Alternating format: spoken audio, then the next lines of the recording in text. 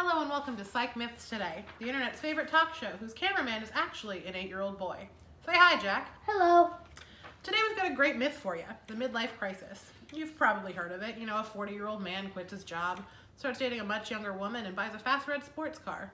A truly wild set of changes if you ask me. But is this a myth or a fact? First, let's take a look at what the popular press has to say. Time Magazine, Forbes, Oprah, you've probably heard of all those.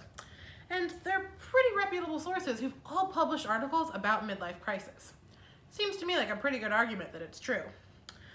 But if you're more of a cinema fan, you may remember titles like American Beauty, City Slickers, or even The Incredibles. And what do all those films have in common? You guessed it, the midlife crisis. See, it's all over the place, so definitely true. Right, Jack? Wait, don't forget what you learned in research methods too. What do the peer-reviewed articles say? Right, of course, peer-reviewed articles. My bad. Thanks, Jack. So yeah, there's actually not been quite enough research done on this topic.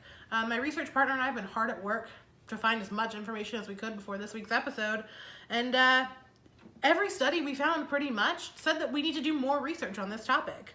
But to be fair, what we did find was very, very interesting. Well, what? What was so interesting?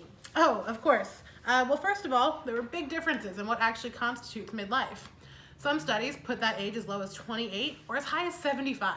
And if you ask me, 28 to 75 doesn't seem like midlife. That seems like pretty much your whole life.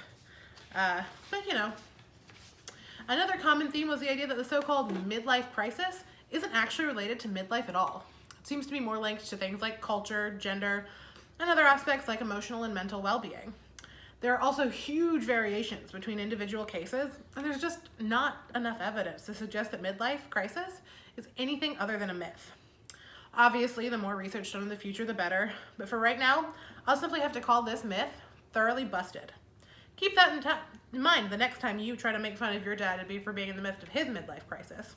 Or, you know, just ask to borrow that fast red car sometime. Until next time, I'm Sammy. And I'm Jack. And this has been Psych News Today.